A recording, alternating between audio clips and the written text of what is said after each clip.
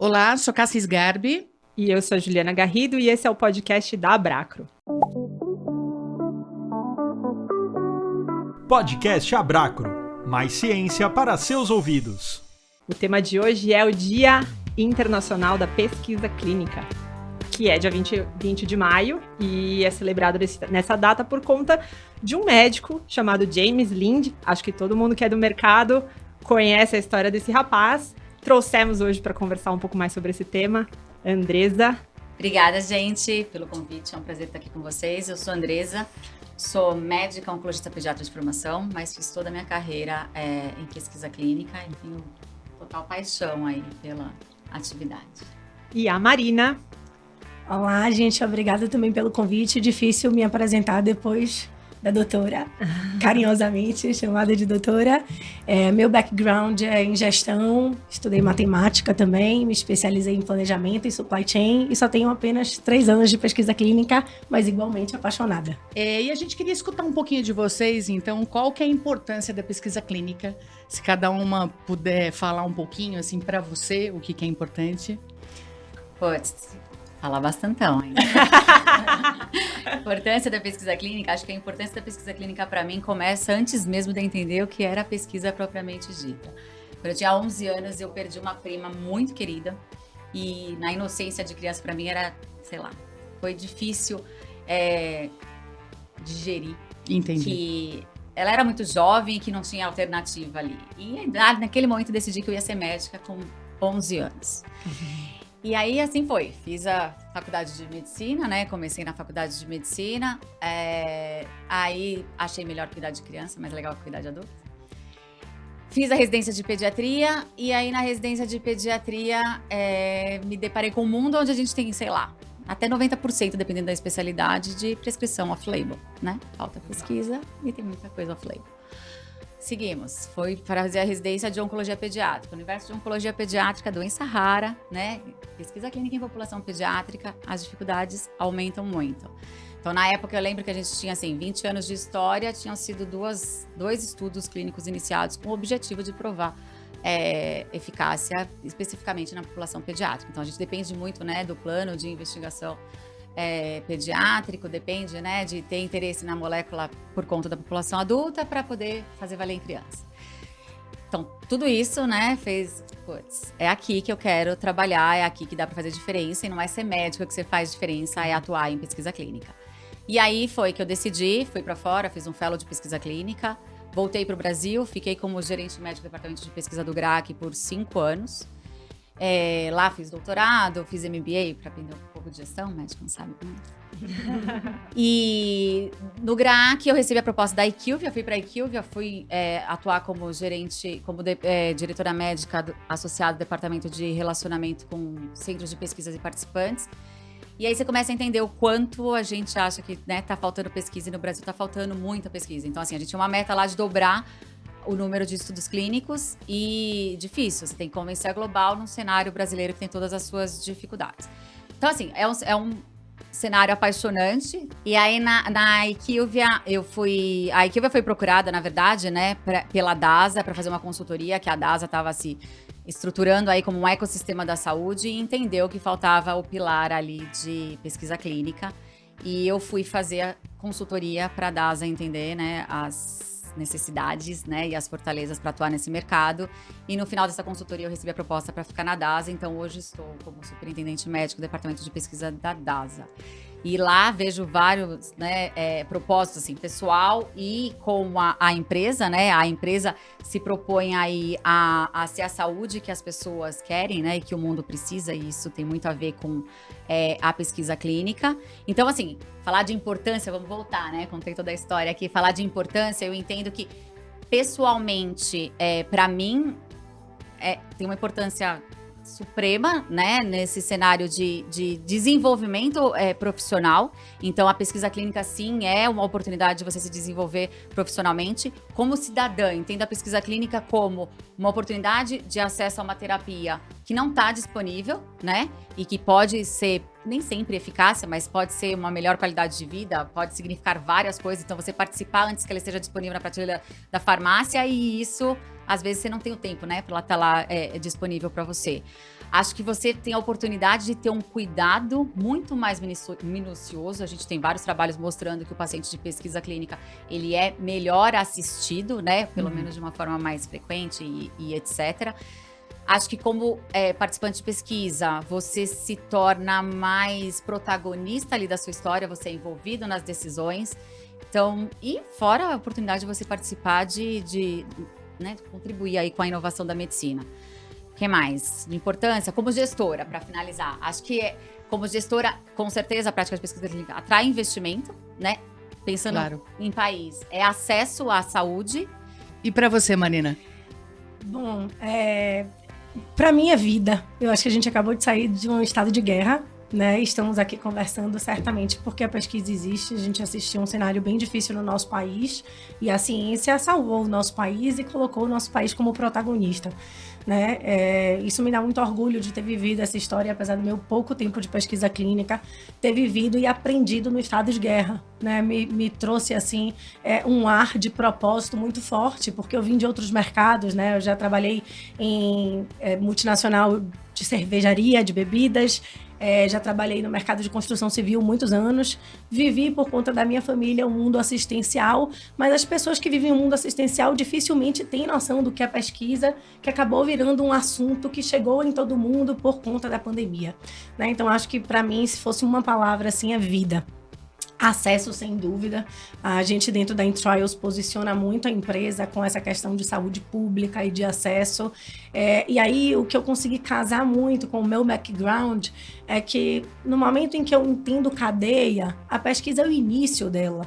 Né? Então, quando eu penso em pesquisa, eu penso em economia dentro do ecossistema de saúde, eu penso em gerar acesso para populações que não têm, eu penso em resolver N problemas do ponto de vista de saúde do meu país ou da América Latina, onde a gente está inserido, porque a gente tem todas as características que proporcionam que essa pesquisa alavanque cada vez mais a economia da nossa região. Né? Então, hoje, para mim, a pesquisa ela virou, de fato, um propósito. É muito legal poder estar aqui com vocês. Eu me sinto, assim, lisonjeadíssima pelo meu pouco tempo de história. Mas eu vejo que a gente tem um grande desafio, que é trazer esse olhar de cadeia mesmo, de ecossistema, que a Andresa está tendo também a oportunidade de fazer dentro do DASA, que é, gente, não é pesquisa pela pesquisa, né? Vamos olhar lá para a ponta, quando a gente pensa em novas tecnologias, em investimento, como que eu faço isso existir se eu não tratar o início da cadeia? Né? Então, vida, saúde e propósito, sem dúvida nenhuma, para mim é o conceito da pesquisa. Muito bacana. Eu acho que dentro desse panorama da história de vocês, explicando a importância da pesquisa, vocês acabaram cobrindo inúmeros buraquinhos que a gente tem dentro da cadeia como um todo. E é muito legal a gente ver uma experiência de 3 anos que veio bem na crista da onda do maior tsunami que a gente teve, de todas as ondas que a gente teve dentro da pesquisa clínica ao longo dos anos. Você entrou no maior desafio que a gente teve. E a Andresa, com essa experiência mais longa, mais ampla, com trabalhando em diversas áreas do setor, né? Estudou, trabalhou dentro do GRAAC, na IQVIA, na DASA. É muito legal que a experiência de vocês é bem complementar para a gente trazer vocês, fez muito sentido com o tema do podcast. E aí, dentro dessa perspectiva, a gente queria saber um pouco mais do que vocês veem, que houve de mudança ao longo dos anos, né? Então, nesses 3 anos já mudou muita coisa. E se a gente puxar o fio um pouquinho mais para trás, o que mudou ao longo desse tempo todo aí de pesquisa clínica? Pode, vamos começar em 1996? 96? Pode ser. Quando a gente se deu conta do que era a pesquisa clínica. Acho que é isso, né? Se a gente falar em pesquisa clínica no Brasil, é relativamente jovem, né? A gente tem um marco lá, Resolução 466, 1996. Aí estabeleceu, né? Temos CONEP, né? A gente não tinha nada disso antes disso. Ótimo, isso tem, né, até estudos que mostram que aumentou o número de pesquisas no Brasil. Seguimos. O que vem depois? 466, né, em 2012. Aí a 466 trouxe bastante um olhar ali do processo de consentir, né? que ficou muito legal, que desmistifica, né, todas os preconceitos que existiam entre ser um participante de pesquisa. Acho que traz esse entendimento, essa informação necessária. Aí a gente começa, 2017, começa a tramitar a PL 7082, começa a tramitar e estamos tramitando, né? Então, assim, acho que a gente evoluiu, com certeza a gente evoluiu. Se a gente olhar o número de pós-graduandos no Brasil desde 1996 para cá, esse número dobrou. O número de centros, né? A gente tá falando de 400 e tantos centros no Brasil. A gente tá falando de o quê? Multiplicou 800 infinitamente. CEPs no Brasil. Então, cresceu muito a estrutura. Quando a gente olha em números de estudos, né? Olhando para pesquisa patrocinada, você tem de 2016 para cá, a gente teve um aumento de 0,7 pontos percentuais. Então, assim, estamos evoluindo? Estamos, mas acho que ainda um pouco a passo de tartaruga. Como incrementar um pouco mais esse número, né? Eu acho que aí a gente casa mais uma vez com o conceito de cadeia, né? Porque a gente precisa entender quem são os players que a gente tem no país. E a gente tem uma indústria que fez muito sucesso com o genérico e que, portanto, tratar de inovação e pesquisa clínica é complexo, né? Então, dentro desse olhar, nos 3 anos, o que eu percebo que existe de diferença, indo aos eventos, né, apresentando a companhia, enfim, agora sei o que a gente fundou recentemente, o que eu entendo é que existe um spotlight muito forte no Brasil, porque a gente, no estado de guerra, entregou 50% dos dados da vacina mais utilizada do mundo, né? Ponto. Isso é um fato. A gente tem uma agência reguladora que está mais aberta e disponível para conversar. Independente de todas as dificuldades, eu gosto de dar o olhar ao regulador de motor. O meu regulador tem que ser meu motor, né? Eu preciso atrair. A gente consegue cobrir muitas defasagens com nossa força, nossa competitividade de recrutamento, né? Então, o que eu acho que agora a gente tem que fazer muito forte a gente não tem a pesquisa clínica nos currículos básicos, né, das universidades de saúde. Então, as pessoas caem na pesquisa por acidente, né? Como que a gente faz para a gente se configurar como um dos países que mais investe em pesquisa? A gente precisa trabalhar cadeia, a gente precisa fazer com que as pessoas conheçam na sua formação básica a possibilidade de se apaixonar e ter esse background que vocês têm, né? A gente precisa entender como desenvolver, enquanto setor privado, parceria com o setor público, porque não existe possibilidade de avançar sem essas mãos dadas. Ninguém faz nada sozinho, né? Então, eu acho que o que mudou é que a gente agora está vivendo uma tempestade perfeita para, de fato, colocar o nosso país numa posição que a gente merece. Porque a gente tem uma comunidade científica bem desenvolvida, a gente tem redes incríveis, centro de pesquisa incrível, pessoas com uma formação e uma bagagem muito forte, mas a gente tem uma dificuldade, enquanto país, de pensar na cadeia. A gente tem uma dificuldade de planejar. E a gente precisa vender isso da porta para fora. Mas eu acho que é a tempestade perfeita. Aproveitando o estado de guerra e vendo o copo meio cheio, que é mal de baiano, né, gente? Eu não consigo ser pessimista. Não, perfeito. Posso Com certeza, complemente. Não, eu concordo plenamente. Acho que o grande problema, se a gente for olhar, né, por que as coisas não andam, talvez porque a gente ainda seja uma atividade, né, no setor aí muito nichada. Então, é exatamente isso. Existimos, né, como atividade de pesquisa, como profissional de pesquisa, porque procuramos, porque tivemos interesse. Então, assim, ninguém apresentou na faculdade, né? Se você não for buscar, você não se forma. É um curso de pós-graduação que você faz, é um fellow que você faz, mas não tá lá na grade, Não. né? E acho que o problema é a lei. Então, assim, não tá pra gente como profissional. E aí, como que a gente quer que o paciente seja um voluntário, né, super disposto a participar de algo que não é falado, que ele desconhece. Então, assim, aí vivemos a pandemia. Ótimo, concordo plenamente, né? O Brasil foi atrativo populoso, então viemos para cá, a gente trouxe agilidade. Tá continuando? A gente tá mantendo? Sem dúvida, não. A gente precisa... eu acho que a gente não volta a ser o que era antes, mas acho que a gente está vivendo agora todos os problemas, claro, porque a gente priorizou um ambiente em que agora a gente colhe o que a gente teve que fazer por uma questão de sobrevivência, de estado de guerra. Mas acho que a gente teve uma vivência que nos permite ir para frente, buscar isso como processo, né? Para mim, que não vivi um outro ambiente, quando eu entrei, eu pensei, bom, agora eu tenho uma força competitiva. Ninguém sabe como trabalhar com isso. Enfim, esse era o ponto. Mas agora eu, pelo menos, vejo que a gente que viveu, a gente jamais vai... Nós não vamos ser as mesmas pessoas. Né? Inclusive, a gente se falou, a gente se conheceu bem nesse início de processo. Dentro da sua história, eu me lembrei do nosso primeiro contato. Eu vejo que nós somos pessoas diferentes. A gente já entende que precisa fazer um deliverable diferente. Dentro da associação, a gente já trata de temas diferentes. A gente já está tratando de um outro tipo de estatuto. A gente já está pensando nesse PL de outra forma. Então, eu acho que o que a gente ganhou, mais uma vez, vendo o copo meio cheio, não vai permitir que o Brasil esteja de novo numa posição de subserviência, mas de protagonista dentro daquilo que a gente precisa entregar. Né? Mas, sem dúvida, a gente concordo plenamente com você, o caminho ainda é longo. Sim, mas não deixar esquecer aí, né? E até como a Bracro, né? Assim, acho que a gente tem aqui, esse, né? O intuito do podcast é passar informação, é tentar disseminar isso, né? Acho que quanto mais é falado, quanto mais é discutido, assim, mais tentar chamar a atenção para isso, né? Assim, como a gente consegue oferecer um curso, uma live, oferecer uma palestra, um workshop, aonde a gente pode interferir para que as coisas acabem dando resultado, né?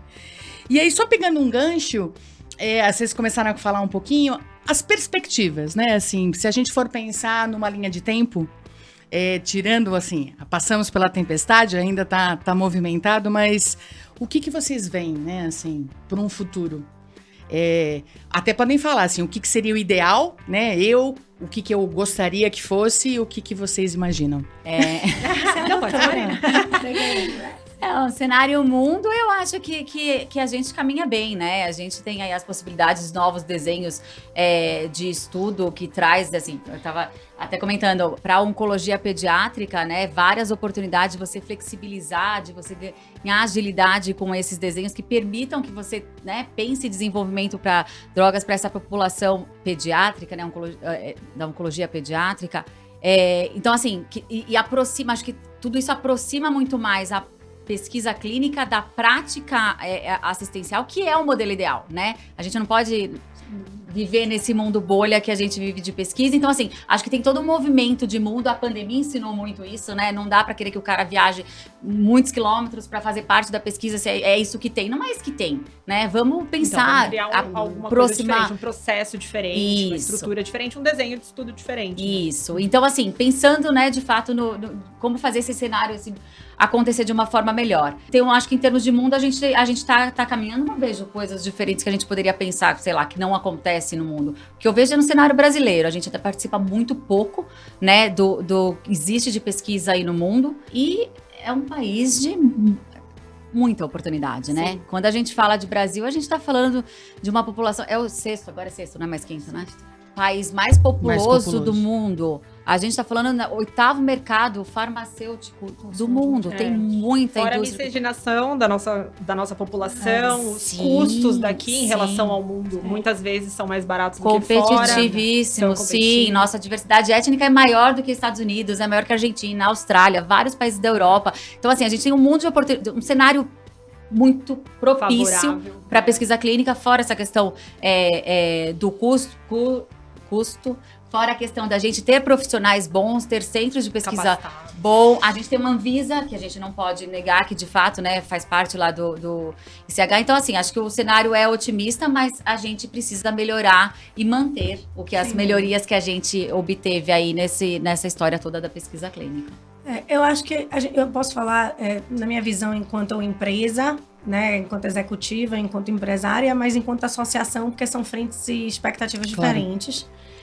Enquanto empresa, o que eu percebo claramente é que vender Brasil é uma atividade muito solitária, né? A gente tem poucas instituições ou corporações, empresas, de fato, vendendo o Brasil da porta para fora. Né? Então, como eu faço isso e por que isso me traz uma expectativa positiva? Porque quando eu mostro as forças que eu tenho, né, citadas aqui de miscigenação, de uma agência que é membro gestor de um ICH, né, da história, dos cases e etc., custo efetivo, Ave Maria, o dinheiro na mesa, né, que muitas vezes o recrutamento e o custo efetivo recupera o timeline regulatório. Quando a gente vai para a porta, para fora vender, e as pessoas se deparam com essas possibilidades, elas querem vir, né? Sem dúvida nenhuma, o discurso de budget e miscigenação e ter uma população naive que depende do estudo clínico É atrativa. É atrativo, tá? Do ponto de vista de associação, eu entendo, e a gente tem discutido isso nas reuniões de associação, que a gente precisa fazer esse trabalho proativo, porque naturalmente o mercado da pesquisa está com empresas globais. E não é o papel delas fazerem a venda proativa do Brasil. Então, quem está no Brasil fazendo a venda proativa do Brasil? Por isso que eu fico aqui, cadê a Andresa? Bora fazer a venda proativa do Brasil, porque a gente precisa. Quando a gente sai um pouco da rotina óbvia e vai visitar, eu vim agora recentemente de 2 viagens que abriram muito a minha cabeça e reforçaram esses conceitos, que foi o Fórum Global de Imunização, que foi promovido pela OMS, com a Fundação de Bill e Melinda Gates, e eu fui convidada para uma missão da Embaixada Britânica e visitei lugares assim incríveis, e o modelo de UK, para mim, é um dos modelos mais inteligentes, onde você vê público e privado injetando verba para geração de inovação. Quando eu vejo aquilo, eu pergunto a eles, mas vocês pretendem usar toda essa tecnologia como, se a sua amostra populacional não vai evidenciar o sucesso das suas novas tecnologias, né? Se eu falo de medicina de precisão baseada na genética branca, como eu vou ter sucesso a nível global do ponto de vista de comercialização? E vem mais uma vez um conceito de cadeia. Então, quando eu analiso cenário geopolítico, Guerra Fria acontecendo de fato, né? Rússia e Ucrânia na situação que está. Mais uma vez, assim, eu não entendo que existe uma possibilidade da América Latina em geral, e claro, o Brasil principalmente, não figurar de uma maneira protagonista. Agora, eu entendo que a gente, enquanto associação, eu acho maravilhoso o trabalho da associação. A gente precisa se conectar com esses players. Pô, o DASA tem um poder incrível, né? É maravilhoso ter você nessa posição, com essa vivência. E outras tantas companhias que podem fazer essa força para que a gente venda o Brasil da forma correta, né? E aí eu te digo que eu não acho que a gente tem um problema de demanda. As pessoas estão disponíveis para vir se a gente usar os argumentos corretos. Mas as informações, elas não circulam da maneira correta. Você falou muito de doença rara, né? É uma área que a gente trabalha bastante. Gente, a gente tem um fast track de doença rara, né? Antes da pandemia, tudo bem. Agora esse fast track não está sendo... não está acontecendo da maneira que acontecia anteriormente. Mas a gente teve vários casos de aprovação de estudo clínico em 30 dias. Então, assim, eu acho que a gente tem muitas coisas legais para evidenciar. Eu prefiro trabalhar esse olhar positivo, porque o negativo a gente dá as mãos aqui e a gente resolve, né? Claro, não é fácil. É uma jornada árdua, acho que é quase uma jornada ativista. Não é isso? Sim. Total. Então, anotando o plano de E a ação, gente tem, né? a Plano gente de tem muita ação. experiência, né, em resolver os entraves que a gente encontra no meio do caminho, né? A gente precisa realmente ter mais ação Sim, nessa... Ju. em tomar a dianteira e em seguir pra frente, né? Em Sim. trazer novas coisas, em realmente fazer com que esses novos desenhos sejam conduzidos aqui também. Sem dúvida. E capilarizar, né? Acho que é isso, né? A gente precisa. Eu não sei, você como DAS, agora é uma pergunta, você vê esses estudos, esses novos desenhos de estudo, como algo que realmente conseguiria fazer? É possível fazer? Sim. Disseminando e todo mundo assumindo, treinando e literalmente Sim. dispersando a ideia. Acho que vai envolver muito treinamento, né? Claro. Envolvimento aí, a gente vai aprender na prática. Tem os desafios de gestão, né? Porque muita coisa pode Até de acontecer. estrutura, né? Exatamente. Mas sim, super factível, né? E é isso, né? Somos brasileiros, a gente é Resolve. otimista, a gente vai buscar um jeito, mas acho que é isso que a Ju falou. Não é uma questão de assim, alguém vai não concretizar. A Não. questão é assim, vamos parar de viver nessa, né, emergência, apagando o incêndio. Vamos estabelecer processos e vamos dar a fluidez que, tipo, o país merece, porque com isso vai dar vazão para muita coisa legal acontecer aqui. Não, e alinhando, né, assim, todas as pontas, né? Sim, Quem faz a o quê, quais são os papéis, qual que é o propósito, até chegar no final da linha. E Com a gente certeza. precisa de muito mais gente ainda treinada, capacitada na Muito. área. Então, saindo da faculdade, médico saindo da faculdade, sabendo que o que ele prescreve foi desenvolvido através do estudo clínico. Farmacêutico saindo da faculdade, sabendo que fazer medicamento não é só estar ali atrás da mesa, montando medicamentos. Não, tem todo aquilo para estar ali pronto. Foi feito um estudo clínico por trás. Eu acho super interessante. Eu sou enfermeira e eu, obviamente, saí da faculdade sabendo que era pesquisa clínica, porque eu conhecia gente da área. Então, assim, na minha formação Exato. acadêmica, eu não tive nada de pesquisa clínica. Só que se você for parar para pensar, nem médicos, que são os prescritores, nem farmacêuticos, que são os produtores, não saem da faculdade Não. sabendo que Não como que aquilo ali chegou ali. Sim. Sim. Toda a cadeia Sim. envolvida, né? Sim. Pra aquilo ali tá ali. É por isso que a SAIL surgiu, assim, nesse movimento, né? Porque o SAIL é um acrônimo que é Scientific Action and Innovation Learning. E ele tem uma veia bastante ativista no sentido de que, ok, tá bom, eu tô aqui reclamando, mas eu vou fazer o quê? O que pode Enquanto fazer. setor privado, né? Tem um braço aí de educação muito forte sendo discutido, que a ideia é... E assim, acho que a associação tá fazendo esse papel e pode fazer ainda mais, né? Cássia, a gente fica brigando lá no Comitê de Educação com Juliana, que tá lá comigo, e eu acho lindo esse trabalho e esse podcast, porque eu acho que quanto mais a gente aproveitar esse momento do estado de guerra e fizer isso chegar na ponta, eu adoro dar um exemplo pro time, parece besteira, mas é verdade. Tem uma propaganda que eu acho fantástica da Tigre, que é o seguinte: você quando vai fazer a reforma da sua casa, você não vai escolher o cano, mas a Tigre, ela chega no consumidor final. A gente precisa saber sobre pesquisa clínica na assistência. Precisa Nessa saber. discussão de qual vacina eu vou tomar, qual medicamento, isso não existia. Então, de que forma a gente faz esse assunto? Por exemplo, eu que vivi assistência dentro de casa, minha família é da área de saúde, da parte assistencial. De que forma eu vou entender que a pesquisa muda todo o contexto de vida do que eu tenho hoje? Né? Eu tive essa experiência também com meu pai, eu perdi meu pai há 2 anos, e o médico que cuidou dele fez ele viver 8 anos muito bem, é um profundo pesquisador. E eu, quando trouxe ele para São Paulo, e ele mudou de médico, o prognóstico dele de 1 ano se transformou em 8, porque a criatura estava engajada em pesquisa, né? Fazendo coisas absolutamente diferentes do básico, né? Então, essa brincadeirinha, essa analogia da tigre, eu gosto de dar, porque eu acho que é mais ou menos isso, essa bolha que a Andresa falou. Como é que a gente faz que as novas Pra gerações estourar essa bolha aí. acessem capitalizar, isso? Exatamente. Pra que Não, mais pessoas Como é tenham que eu essa também sobrevida tiro? Me aumentada. desculpem, mas o protagonismo só do médico, porque é um médico com enfermeiro, com farmacêutico, que eu acessei isso nos meus últimos 3 anos. Mas para mim o farmacêutico era a pessoa da farmácia, na minha ignorância de que não vivo nessa bolha, Sim. né? E o enfermeiro tá lá dentro do hospital, então acho que a gente tem um trabalho de informação de utilidade pública para fazer que é muito importante.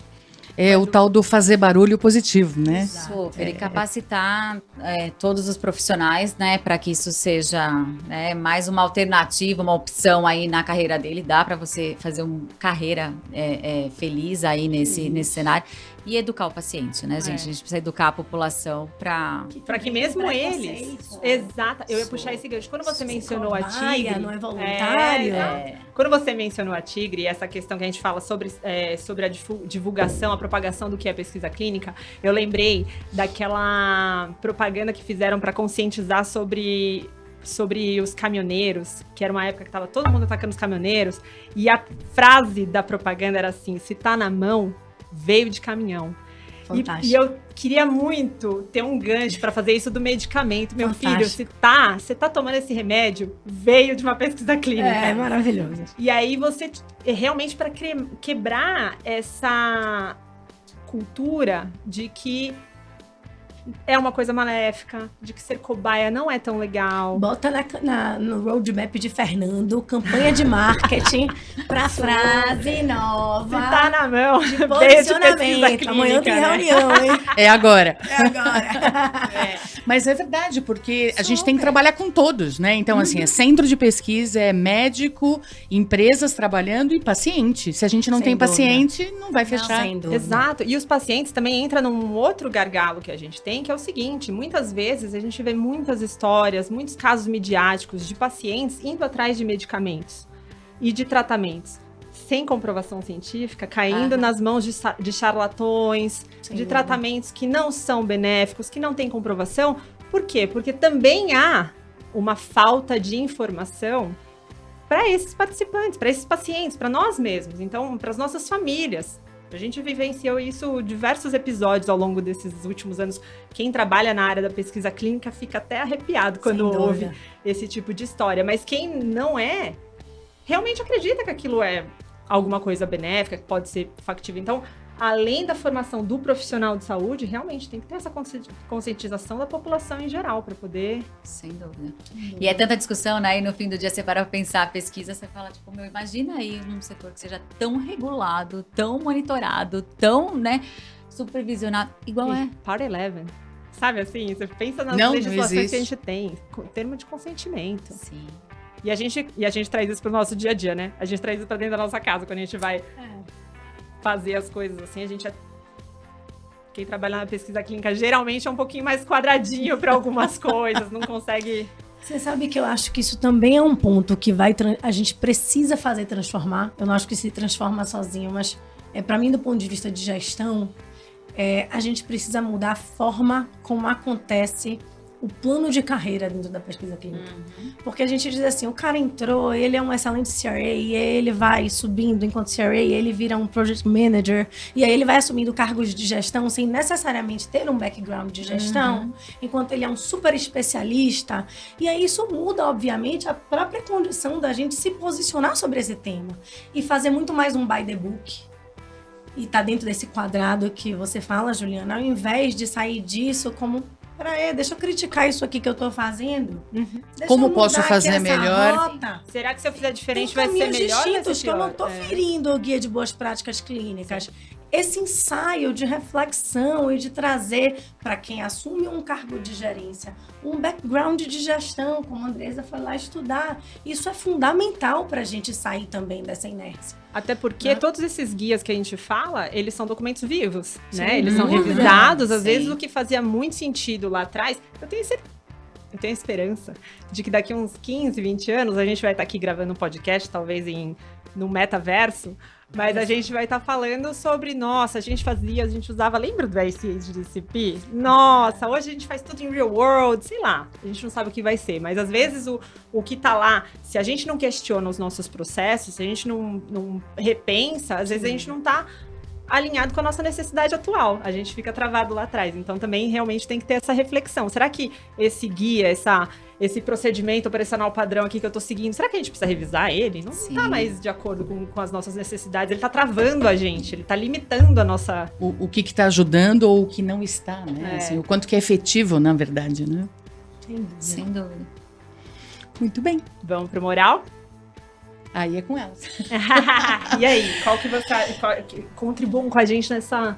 Nesse Tem fechamento. uma anotação aí, mas a gente não precisa se prender nisso, não. De toda essa discussão, de toda essa nossa discussão, o que vocês acham que é o moral dessa história, assim, pro Dia Internacional da Pesquisa Clínica, pra gente celebrar esse dia? O que a gente pode deixar aí pro pessoal que tá ouvindo a gente? Quer começar, doutora? Sei lá, em uma frase? Pode? Pode ser uma frase, uma palavra? Vamos fomentar a cultura de pesquisa clínica no país, que eu acho que se existir a cultura, né, a gente destrava muita frente aí e faz essa roda girar. Sem dúvida, eu acho que meu maior tempo de dedicação hoje é para tentar unir academia e indústria. E isso tem muito a ver com valorar os profissionais da pesquisa, né? Mas a gente entendendo mais uma vez esse conceito de cadeia, o Drug Discovery está na academia, a indústria e a academia não se comunicam. Como que a gente faz para fazer esse elo funcionar?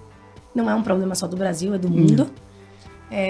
Mas eu acho que esse é onde deve estar o nosso roadmap para fazer com que esse timeline de botar o Brasil como protagonista seja mais curto.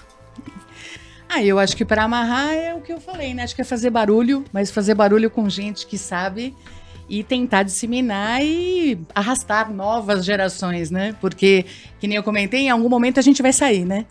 Mas que venham essas novas pessoas e cada vez mais para seguir adiante. E por que não, né? Daqui a uns 20 anos ter um novo podcast falando de coisas que a gente nem sabe ainda. Vou jogar um tema aqui também. A gente fala muito sobre a miscigenação, sobre os custos, sobre o tamanho do Brasil. Mas a gente sabe que a maioria, talvez a Andresa até saiba números, a maioria dos centros de pesquisa estão centralizados em São Paulo e Porto Alegre. Como que a gente pode resolver esse desafio? É um desafio lançado. O que A vocês imensa acham? maioria, né, Ju? Acho que 80% dos centros de pesquisa no Brasil estão concentrados em Sul e Sudeste. A gente precisa abrir centros em outros lugares, né? A gente precisa explorar Outras regiões, né? toda essa capilaridade que o Brasil tem, até por conta de epidemiologia, né? Doenças são mais prevalentes no Nordeste. Então, assim, eu preciso ter essa representatividade, essa diversidade. Então, não adianta trazer o estudo para cá e aí meu centro sul e sudeste não consegue recrutar. Que adianta ser populoso, ter mas se tá todos os pacientes lá em cima. Então, a gente precisa pensar isso. Acho que é uma das fraquezas do nosso cenário pesquisa clínica no Brasil, é isso, essa concentração de centros na região sul e sudeste. A gente, como DASA, pensou a capilaridade da estrutura justamente para entendendo esse como um dos gaps do cenário brasileiro. Então, hoje a gente tem centro, obviamente, né? Tem centro São Paulo, Rio, Distrito Federal, tem centro em Porto Alegre, mas a gente tem centro no Maranhão, tem centro na Bahia. Então, assim, o Brasil precisa, e falta centro, né? Tem que olhar, tem norte, tem que trazer esse cenário todo aí para participar. E, mais uma vez, né, informar o paciente para que ele, né, esteja disposto a se voluntariar para essa pesquisa, capacitar o profissional que está lá trabalhando. Que está lá trabalhando para que ele possa executar essa pesquisa. Acho que tem outra coisa, outro ponto que casa muito também com o que vocês conseguem fazer dentro do DASA, né, Andresa, que é essa coisa da logística e dos acessos em áreas como o norte do país. Quando a gente pensa em doenças tropicais, e aqui, gente, sem nenhum conteúdo científico, só do ponto de vista de gestão e estratégia mesmo, eu não tenho nem como recrutar se eu não tiver no Norte e Nordeste, né? Então, eu acho que essa capilaridade que o DASA está dando é incrível, a gente realmente precisa. E aí, quando a gente pensa em Norte e Nordeste, a gente tem uma outra situação, né? Que tem áreas remotas aí de acesso, em que a gente tem populações que não sabem ler e escrever. E aí a gente precisa, pensando nessa questão de fazer chegar o acesso, democratizar a própria pesquisa, né? Então, além do centro, de que forma a gente faz o recrutamento, por exemplo, de pessoas na Amazônia, que a gente precisa recrutar de barco, que não vão saber ler um consentimento eletrônico, né? Então, acho que a gente tem realmente um super dever de casa, mas volto para a tempestade perfeita. E acho que a gente pode fazer, que a gente estava conversando aqui no backstage, né? Um trabalho aí de juntar múltiplos profissionais e visões de diversas empresas dentro da associação, para a gente pensar no roadmap mesmo, de como a gente pode convidar as empresas de maneira proativa para fazerem alguma coisa diferente. Enfim, como baiana, eu fico muito feliz que você tenha um site em Salvador, né, Andresa? 2. Verdade. Super obrigada, meninas. Obrigada mesmo. Obrigada, foi vocês. ótimo. E até a próxima. Até. Podcast Abracro. Mais ciência para seus ouvidos.